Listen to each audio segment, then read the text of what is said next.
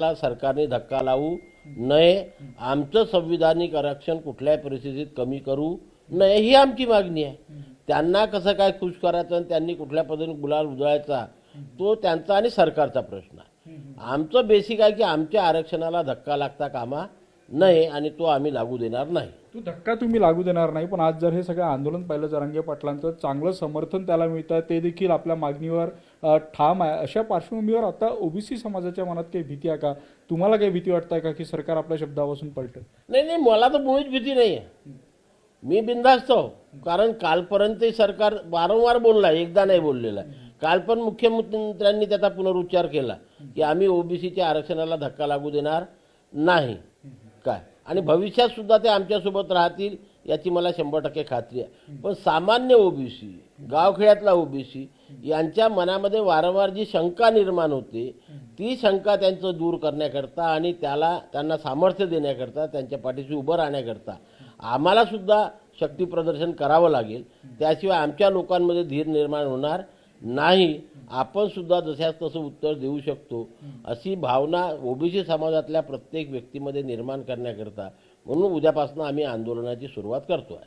Sir, तुम्ही आता तिकडून एक आंदोलन होतं, इकडून ओबीसी समाजाचं आंदोलन होतं। आपण गेल्या आंदोलनात पाहिलं होतं की कुठेतरी एक जातीय तेढ निर्माण होत आहे का, अशी स्थिती राज्यात निर्माण झाली होती। आज पुन्हा त्याच परिस्थितीवर आपण जातोय का? राज्यात पुन्हा मराठा विरुद्ध ओबीसी दोन्ही समाज आमोरासमोर येत आहे? नाही, आज तशी परिस्थिती नाही आहे। आज तशी परिस्थिती नाही, कारण आम्हाला जे काही मिळालं आहे सरकारने त्याच्यावरती शिक्कामोर्तब केलेला आहे। मी सुरुवातीपासून म्हटलेलं आहे की आम्हाला त्यांच्या आंदोलनाला विरोध नाही।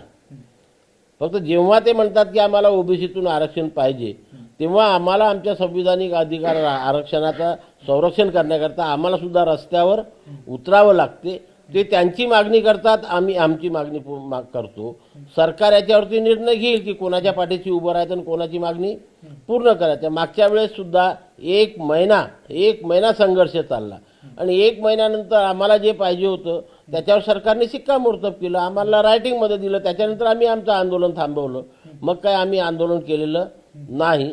आमची अपेक्षा यावेळेस सुद्धा हेच आहे की सरकारने आम्हाला जो शब्द दिलेला आहे, जे आश्वासित केलेलं आहे, जे आश्वासन दिलेलं आहे त्याच्यावर सरकारने पुन्हा एकदा जाहीरपणे शिक्कामोर्तब करून आम्हाला लेखी द्यावं। संपलं। जाहीरपणे शिक्कामोर्तब म्हणजे नेमकं काय? मुख्यमंत्र्यांनी तुमच्याकडे यावं की तुम्ही मुख्यमंत्री? त्यांनी आम्हाला बोलवावं किंवा त्यांनी आम्हाला काही फरक पडला, आम्हाला काही मानसन्मान नाही। त्यांनी जरी बोलावलं आम्हाला शिष्टमंडळासोबत आम्ही जाऊ आणि त्यांनी पुन्हा एकदा आम्हाला रायटिंगमध्ये दिलं की आम्ही ओबीसी आरक्षणाला धक्का लागू देणार नाही, काम संपलं।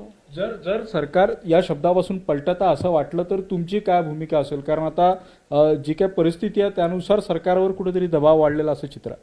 नाही, त्या परिस्थितीचा मुकाबला करण्याकरिताच आमचं हे आंदोलन आहे की समजा वेळेवर अशी परिस्थिती निर्माण झाली आणि सरकार आपला शब्द फिरवत आहे हे आमच्या निदर्शनास आलं। खरं तर जरांगेंचं